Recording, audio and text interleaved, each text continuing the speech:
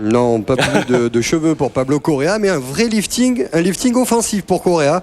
Son attaque avec les deux recrues du Mercato. Regardez Marc-Antoine Fortuné et Youssouf Hadji. Il faut rajouter bien sûr Damien Grégorini, c'est sa première ce soir.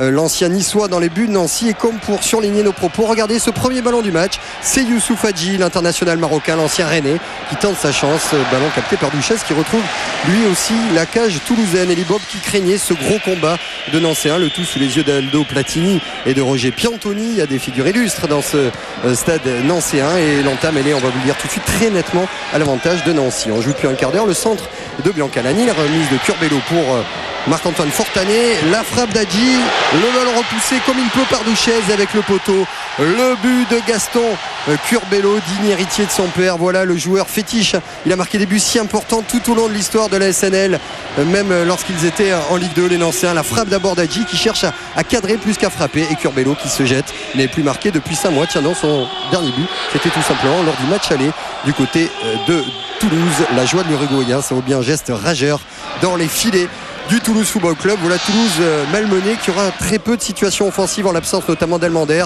Emana, attaquant de soutien, ballon pour Fodé Mansaré et le premier année nancéen de l'ancien niçois Grégorini. Ça fait 1-0 à la pause dans un stade qui pourrait porter le nom de Michel Platini. C'est le souhait du président nancéen, mais une information de Bruno Blachon, actuellement le nouveau président de l'UEFA, n'est pas très chaud pour que le stade, en tout cas de son vivant, prenne le nom de Platini. Affaire à suivre. La deuxième mi-temps et tout de suite les Nancéens qui gagnent comme toujours les duels. Hadji tête à tête avec Curbelo, Marc-Antoine Fortuné qui va marquer son retour en Ligue 1 et l'arrêt très grande classe sur ce coup-là de la part de Duchesne face à Fortuné qui est dans tous les très bons coups de l'SNL. Seulement voilà, Nancy à tout moment peut se retrouver piégé par un geste offensif des Toulousains.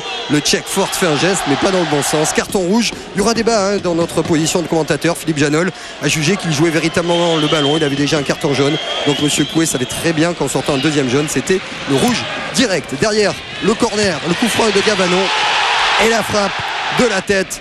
Elle est belle, c'est celle de Marc-Antoine Fortané. Le voilà, le premier but en Ligue 1 de l'ancien buteur d'Utrecht qu'on avait vu du côté de Lille ou encore à Brest en Ligue 2. Il avait été très bon, bien aidé, c'est vrai, par la déviation de Dao. Dès lors, tout Marcel Picot peut chambrer avec des olé des Toulousains en 11 contre 10, un petit peu perdu sur le terrain. Et puis là, l'éthique va reprendre le dessus parce qu'à force de chambrer, et c'était pas d'ailleurs trop du goût d'Elie Bopp, le ballon revient dans les pieds toulousains.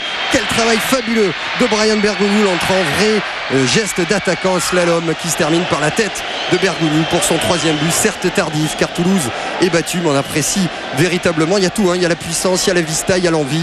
Et à la fin, ce petit coup de tête, là aussi, plus posé que frappé. C'était donc un soir de première, la première défaite de Toulouse en 2007, la première victoire de Nancy dans cette même année civile. Les deux gardiens qui étaient de retour. Et ce soir, le vainqueur dépasse au classement le vaincu.